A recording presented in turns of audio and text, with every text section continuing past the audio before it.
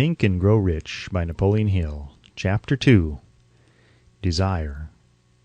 The starting point of all achievement. The first step toward riches.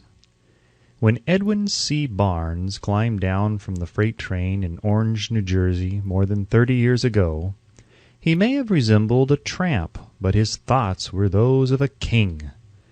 As he made his way from the railroad tracks to Thomas A. Edison's office, his mind was at work. He saw himself standing in Edison's presence. He heard himself asking Mr. Edison for an opportunity to carry out the one consuming obsession of his life, a burning desire to become the business associate of the great inventor. Barnes' desire was not a hope. It was not a wish. It was a keen, pulsating desire which transcended everything else. It was definite. The desire was not new when he approached Edison. It had been Barnes's dominating desire for a long time. In the beginning, when the desire first appeared in his mind, it may have been, probably was, only a wish. But it was no mere wish when he appeared before Edison with it. A few years later, Edwin C. Barnes again stood before Edison in the same office where he first met the inventor. This time his desire had been translated into reality. He was in business with Edison. The dominating dream of his life had become a reality. Today, people who know Barnes envy him because of the break life yielded him. They see him in the days of his triumph without taking the trouble to investigate the cause of his success. Barnes succeeded because he chose a definite goal, placed all of his energy, all of his willpower, all of his effort, everything back of that goal. He did not become the partner of Edison the day he arrived. He was content to start in the most menial work as long as it provided an opportunity to take even one step toward his cherished goal. 5 years passed before the chance he had been seeking made its appearance. During all those years, not one ray of hope, not one promise of attainment of his desire had been held out to him. To everyone except himself, he appeared only another cog in the Edison business wheel. But in his own mind, he was the partner of Edison every minute of the time, from the very day that he first went to work there. It is a remarkable illustration of the power of a definite desire. Barnes won his goal because he wanted to be a business associate of Mr. Edison more than he wanted anything else. He created a plan by which to attain that purpose. But he burned all bridges behind him. He stood by his desire until it became the dominating obsession of his life and, finally, a fact. When he went to Orange, he did not say to himself, "I will try to induce Edison to give me a job of some sort." He said, "I will see Edison and put him on notice that I have come to go into business with him." He did not say, "I will work there for a few months, and if I get no encouragement I will quit and get a job somewhere else." He did say, "I will start anywhere. I will do anything Edison tells me to do, but before I am through I will be his associate." He did not say, "I will keep my eyes open for another opportunity in case I fail to get what I want in the Edison organization." He said, "There is but one thing in this world that I am determined to have, and that is a business association with Thomas A. Edison. I will burn all bridges behind me and stake my entire future on my ability to get what I want." He left himself no possible way of retreat. He had to win or perish.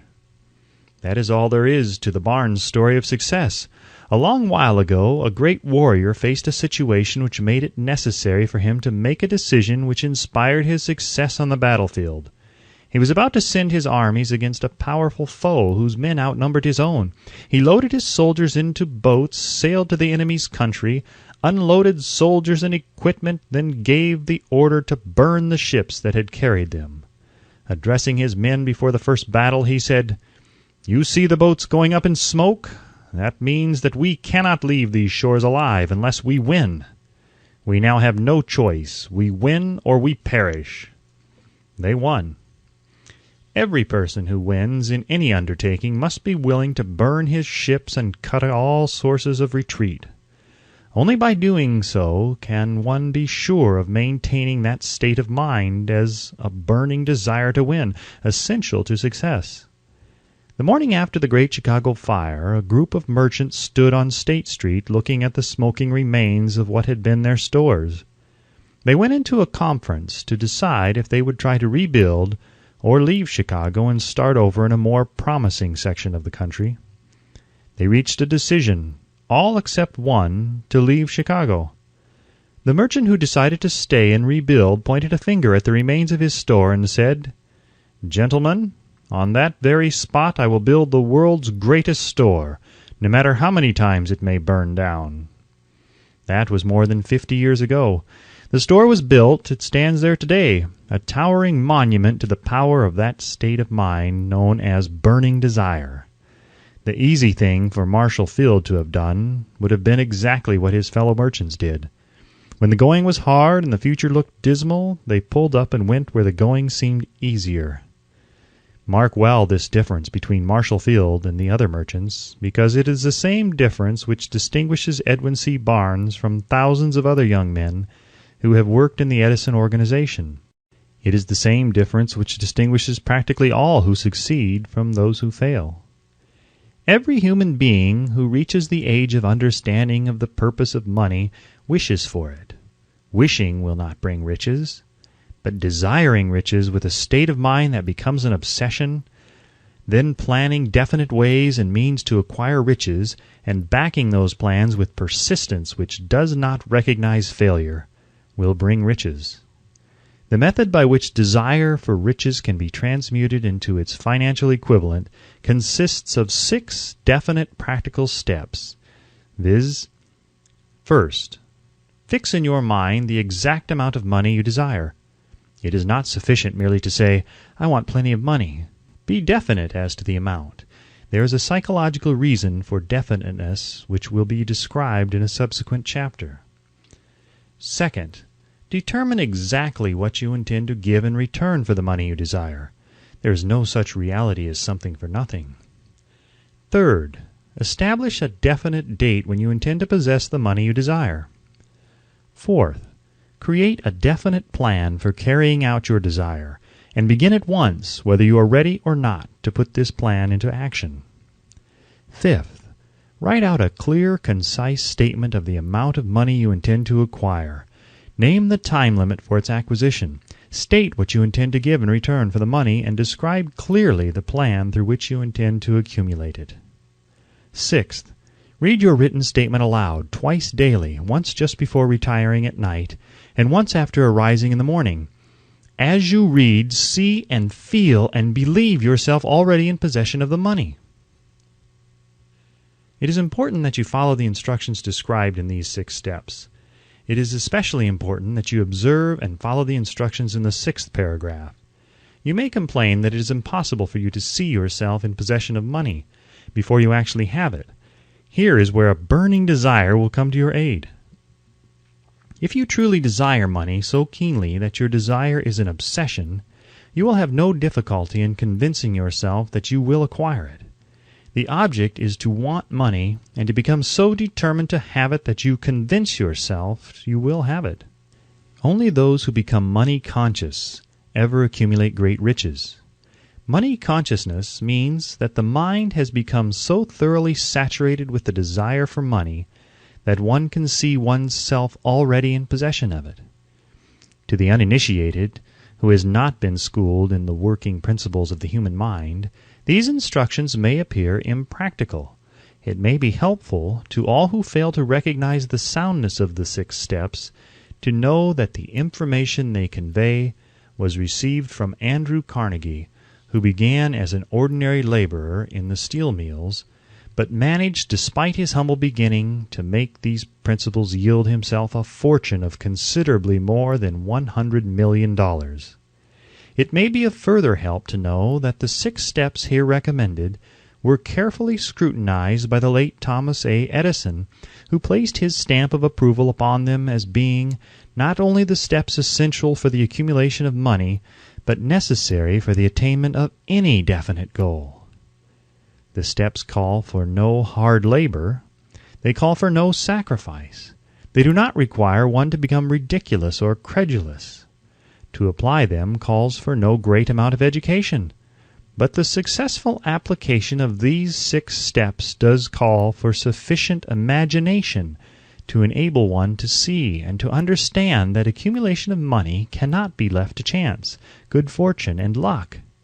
One must realize that all who have accumulated great fortunes first did a certain amount of dreaming, hoping, wishing, desiring, and planning before they acquired money.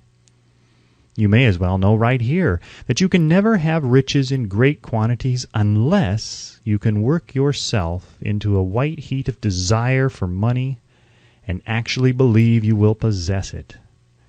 You may as well know also that every great leader from the dawn of civilization down to the present was a dreamer. Christianity is the greatest potential power in the world today because its founder was an intense dreamer who had the vision and the imagination to see realities in their mental and spiritual form before they had been transmuted into physical form. If you do not see the great riches in your imagination, you will never see them in your bank balance. Never in the history of America has there been so great an opportunity for practical dreamers as now exists. The 6-year economic collapse has reduced all men substantially to the same level. A new race is about to be run. The stakes represent huge fortunes which will be accumulated within the next 10 years. The rules of the race have changed because we now live in a changed world that definitely favors the masses, those who had but little or no opportunity to win under the conditions existing during the Depression, when fear paralyzed growth and development. We who are in this race for riches should be encouraged to know that this changed world in which we live is demanding new ideas, new ways of doing things, new leaders, new inventions, new methods of teaching, new methods of marketing, new books, new literature, new features for the radio, new ideas for moving pictures. Back of all this demand for new and better things, there is one quality which one must possess to win, and that is definiteness of purpose, the knowledge of what one wants, and a burning desire to possess it. The business depression marked the death of one age and the birth of another. This changed world requires practical dreamers who can and will put their dreams into action.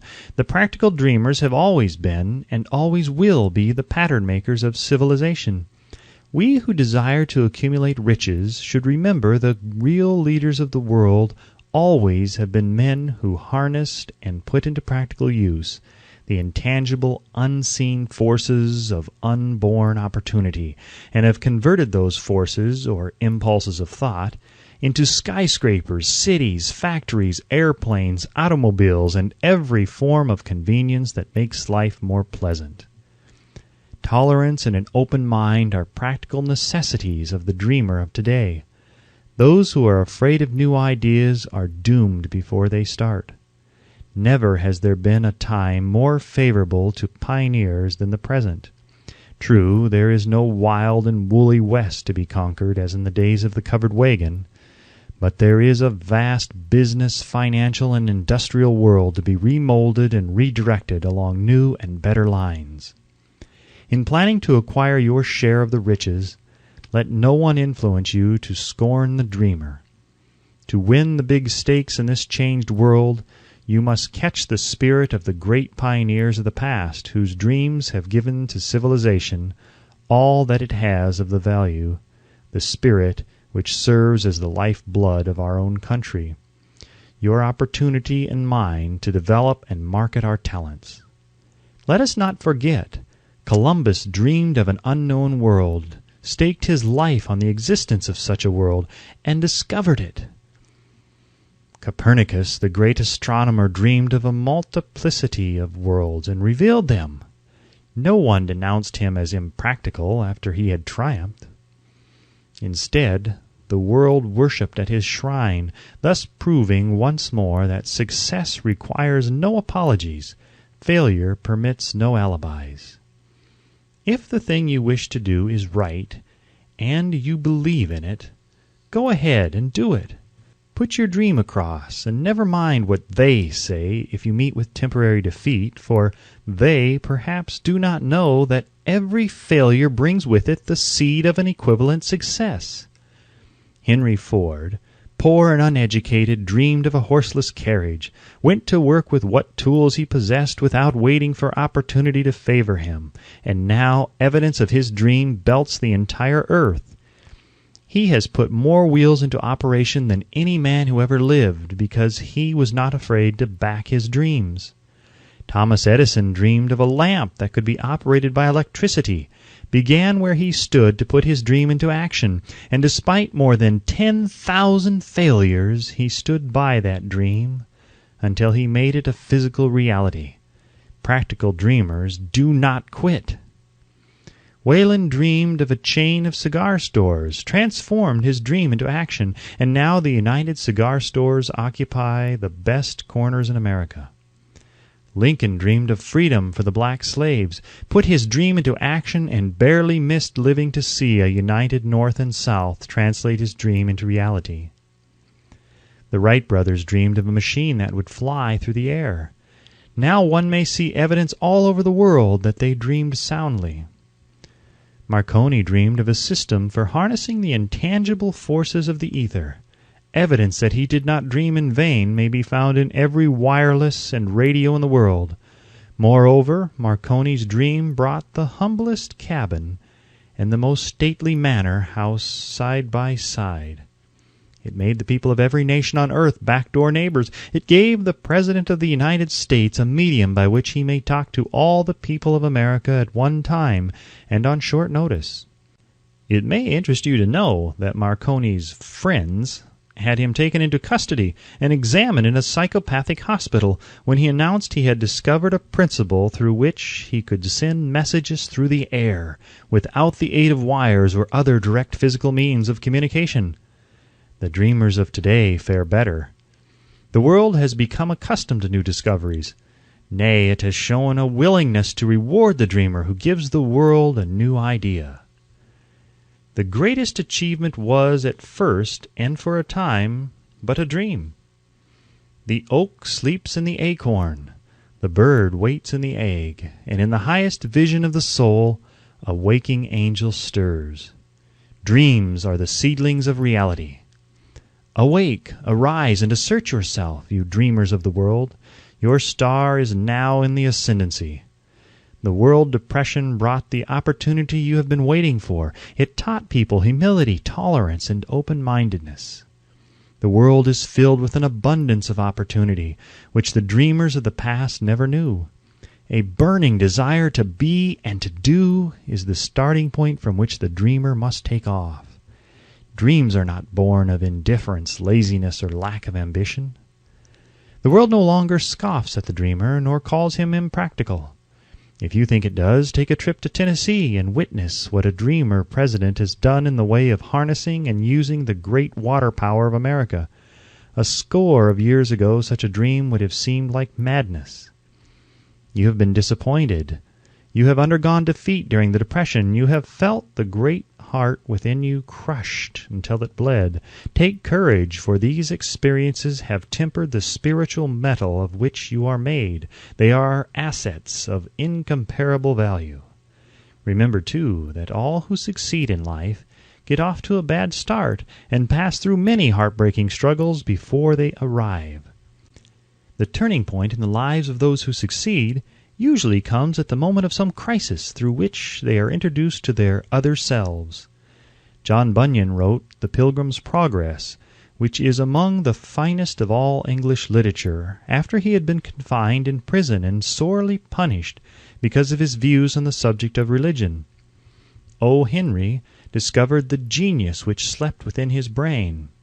After he had met with great misfortune and was confined in a prison cell in Columbus, Ohio, being forced, through misfortune, to become acquainted with his other self, and to use his imagination, he discovered himself to be a great author instead of a miserable criminal and outcast.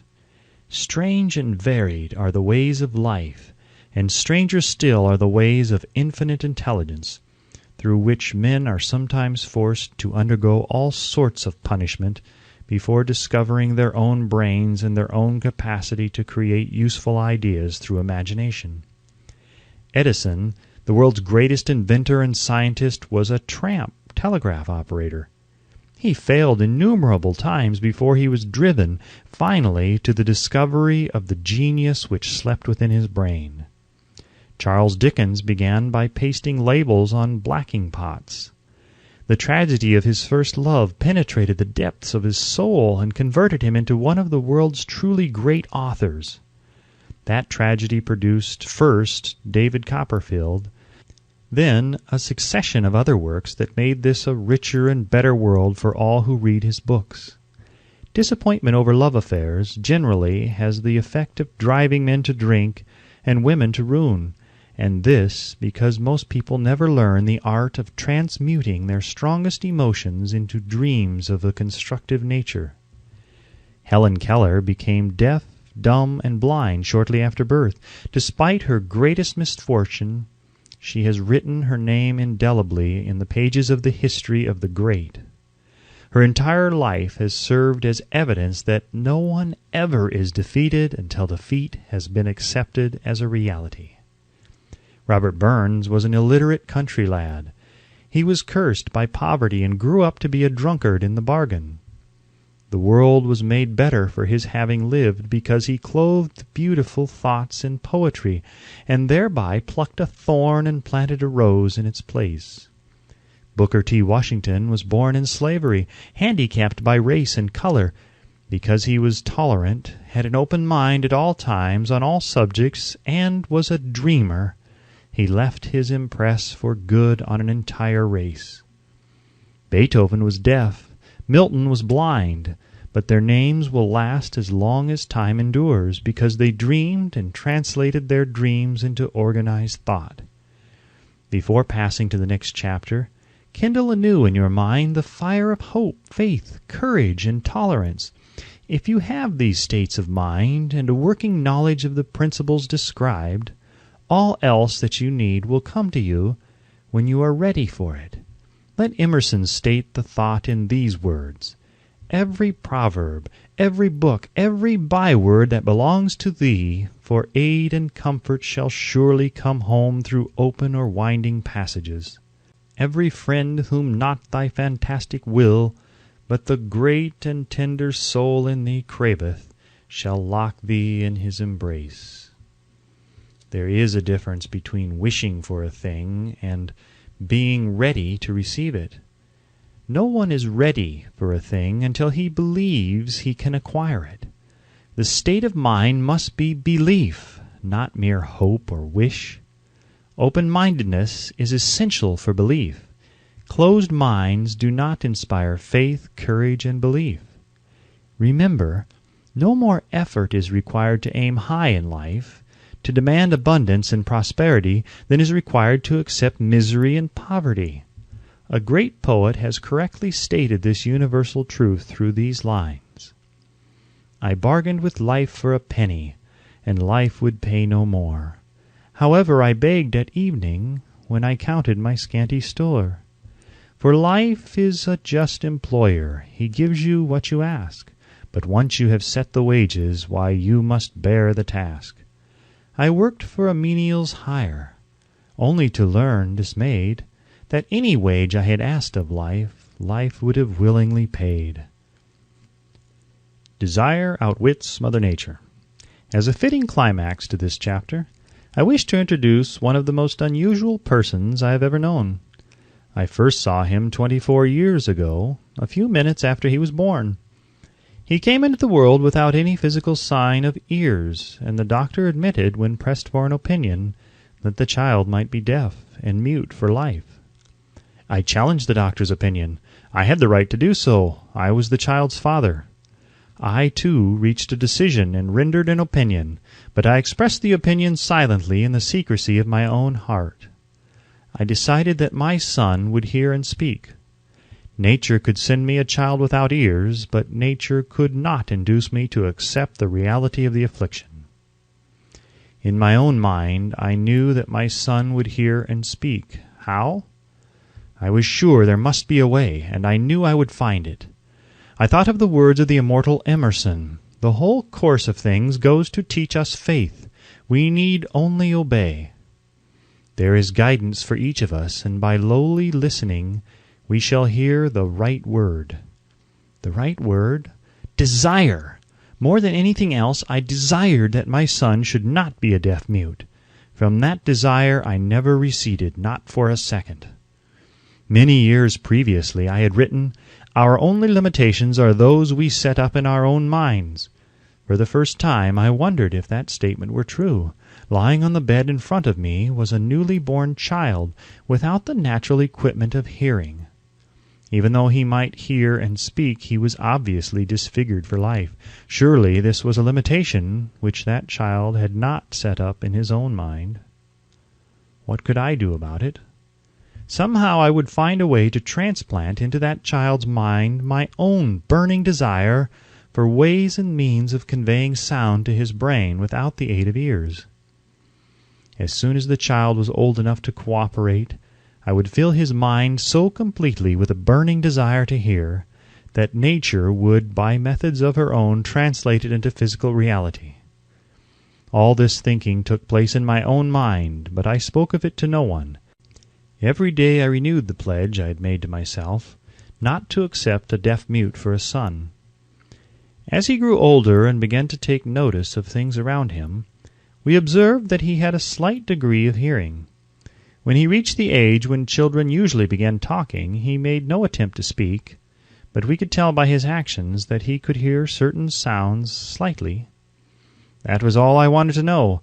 I was convinced that if he could hear even slightly, he might develop still greater hearing capacity. Then something happened which gave me hope. It came from an entirely unexpected source. We bought a Victrola. When the child heard the music for the first time, he went into ecstasies and promptly appropriated the machine. He soon showed a preference for certain records, among them "It's a Long Way to Tipperary." On one occasion he played that piece over and over for almost 2 hours, standing in front of the Victrola with his teeth clamped on the edge of the case. The significance of this self-formed habit of his did not become clear to us until years afterward, for we had never heard of the principle of bone conduction of sound at that time. Shortly after he appropriated the Victrola, I discovered that he could hear me quite clearly when I spoke with my lips touching his mastoid bone, or at the base of the brain. These discoveries placed in my possession the necessary media by which I began to translate into reality my burning desire to help my son develop hearing and speech. By that time he was making stabs at speaking certain words. The outlook was far from encouraging, but desire backed by faith knows no such words as impossible. Having determined that he could hear the sound of my voice plainly, I began immediately to transfer to his mind the desire to hear and speak. I soon discovered that the child enjoyed bedtime stories, so I went to work creating stories designed to develop in him self-reliance, imagination, and a keen desire to hear and to be normal. There was one story in particular which I emphasized by giving it some new and dramatic coloring each time it was told. It was designed to plant in his mind the thought that his affliction was not a liability, but an asset of great value, despite the fact that all the philosophy I had examined clearly indicated that every adversity brings with it the seed of an equivalent advantage. I must confess that I had not the slightest idea how this affliction could ever become an asset. However, I continued my practice of wrapping that philosophy in bedtime stories, hoping the time would come when he would find some plan by which his handicap could be made to serve some useful purpose. Reason told me plainly that there was no adequate compensation for the lack of ears and natural hearing equipment. Desire, backed by faith, pushed reason aside and inspired me to carry on. As I analyze the experience in retrospect, I can see now that my son's faith in me had much to do with the astounding results. He did not question anything I told him. I sold him the idea that he had a distinct advantage over his older brother, and that this advantage would reflect itself in many ways. For example, the teachers in school would observe that he had no ears, and because of this they would show him special attention and treat him with extraordinary kindness. They always did. His mother saw to that by visiting the teachers and arranging with them to give the child the extra attention necessary. I sold him the idea, too, that when he became old enough to sell newspapers (his older brother had already become a newspaper merchant), he would have a big advantage over his brother for the reason that people would pay him extra money for his wares because they could see that he was a bright, industrious boy despite the fact that he had no ears. We could notice that gradually the child's hearing was improving. Moreover, he had not the slightest tendency to be self-conscious because of his affliction. When he was about 7, he showed the first evidence that our method of servicing his mind was bearing fruit. For several months he begged for the privilege of selling newspapers, but his mother would not give her consent. She was afraid that his deafness made it unsafe for him to go on the street alone. Finally, he took matters into his own hands. One afternoon, when he was left at home with the servants, he climbed through the kitchen window, shinnied to the ground, and set out on his own. He borrowed 6 cents in capital from the neighborhood shoemaker, invested it in papers, sold out, reinvested, and kept repeating until late in the evening. After balancing his accounts and paying back the 6 cents he had borrowed from his banker, he had a net profit of 42 cents. When he got home that night, we found him in bed asleep with the money tightly clenched in his hand. His mother opened his hand, removed the coins, and cried. Of all things, crying over her son's first victory seemed so inappropriate. My reaction was the reverse. I laughed heartily, for I knew that my endeavor to plant in the child's mind an attitude of faith in himself had been successful. His mother saw, in his first business venture, a little deaf boy who had gone out in the streets and risked his life to earn money. I saw a brave, ambitious, self-reliant little businessman whose stock in himself had been increased 100% because he had gone into business on his own initiative and had won. The transaction pleased me because I knew that he had given evidence of a trait of resourcefulness that would go with him all through life. Later events proved this to be true. When his older brother wanted something, he would lie on the floor, kick his feet in the air, cry for it, and get it. When the little deaf boy wanted something, he would plan a way to earn the money, then buy it for himself. He still follows that plan. Truly, my own son has taught me that handicaps can be converted into stepping stones on which one may climb toward some worthy goal, unless they are accepted as obstacles and used as alibis. The little deaf boy went through the grades, high school and college, without being able to hear his teachers excepting when they shouted loudly at close range. He did not go to a school for the deaf. We would not permit him to learn the sign language. We were determined that he should live a normal life and associate with normal children, and we stood by that decision, although it cost us many heated debates with school officials. While he was in high school, he tried an electrical hearing aid, but it was of no value to him, due, we believed, to a condition that was disclosed when the child was 6 by Dr. J. Gordon Wilson of Chicago, when he operated on one side of the boy's head and discovered that there was no sign of natural hearing equipment. During his last week in college, 18 years after the operation, something happened which marked the most important turning point of his life. Through what seemed to be mere chance, he came into possession of another electrical hearing device, which was sent to him on trial. He was slow about testing it due to his disappointment with a similar device. Finally, he picked the instrument up and more or less carelessly placed it on his head, hooked up the battery, and lo, as if by a stroke of magic, his lifelong desire for normal hearing became a reality. For the first time in his life, he heard practically as well as any person with normal hearing. God moves in mysterious ways his wonders to perform. Overjoyed because of the changed world which had been brought to him through his hearing device, he rushed to the telephone, called his mother, and heard her voice perfectly.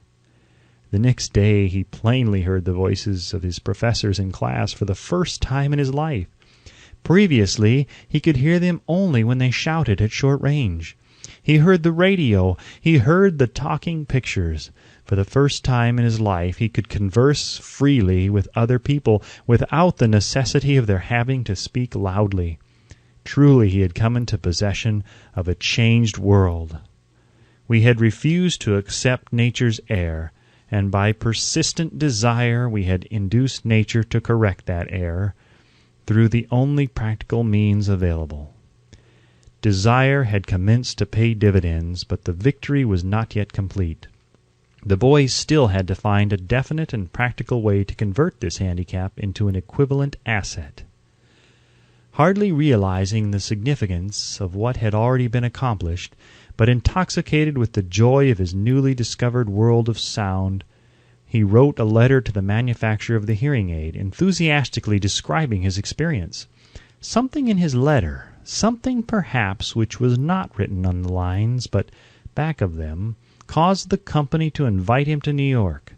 When he arrived, he was escorted through the factory, and while talking with the chief engineer, telling him about his changed world, a hunch, an idea, or an inspiration, call it what you wish, flashed into his mind.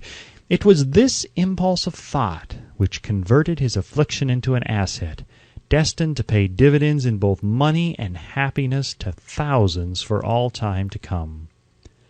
The sum and substance of that impulsive thought was this. It occurred to him that he might be of help to the millions of deafened people who go through life without the benefit of hearing devices, if he could find a way to tell them the story of his changed world.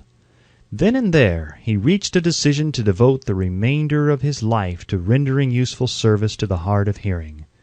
For an entire month he carried on an intensive research, during which he analyzed the entire marketing system of the manufacture of the hearing device, and created ways and means of communicating with the hard of hearing all over the world for the purpose of sharing with them his newly discovered, changed world. When this was done, he put in writing a 2-year plan based upon his findings. When he presented the plan to the company, he was instantly given a position for the purpose of carrying out his ambition. Little did he dream when he went to work that he was destined to bring hope and practical relief to thousands of deafened people who, without his help, would have been doomed forever to deaf mutism. Shortly after he became associated with the manufacturer of his hearing aid, he invited me to attend a class conducted by his company for the purpose of teaching deaf mutes to hear and to speak. I had never heard of such a form of education. Therefore I visited the class, skeptical but hopeful that my time would not be entirely wasted. Here I saw a demonstration which gave me a greatly enlarged vision of what I had done to arouse and keep alive in my son's mind the desire for normal hearing. I saw deaf mutes actually being taught to hear and to speak through application of the self-same principle I had used more than 20 years previously in saving my son from deaf mutism. Thus, through some strange turn of the wheel of fate, my son Blair and I have been destined to aid in correcting deaf mutism for those as yet unborn, because we are the only living human beings, as far as I know, who have established definitely the fact that deaf mutism can be corrected to the extent of restoring to normal life those who suffer with this affliction. It has been done for one, it will be done for others. There is no doubt in my mind that Blair would have been a deaf mute all his life if his mother and I had not managed to shape his mind as we did. The doctor who attended at his birth told us, confidently, the child might never hear or speak. A few weeks ago, Dr. Irving Voorhees, a noted specialist on such cases, examined Blair very thoroughly. He was astounded when he learned how well my son now hears and speaks, and said his examination indicated that, theoretically, the boy should not be able to hear at all. But the lad does hear, despite the fact that X-ray pictures show there is no opening in the skull whatsoever from where his ears should be to the brain.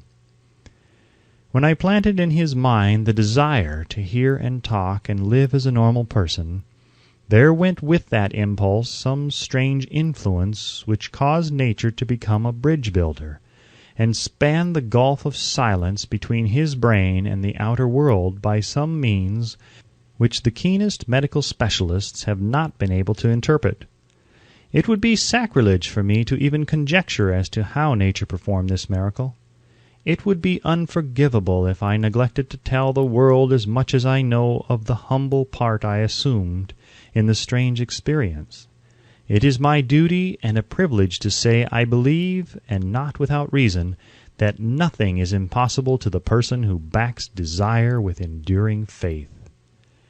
Verily, a burning desire has devious ways of transmuting itself into its physical equivalent. Blair desired normal hearing. Now he has it.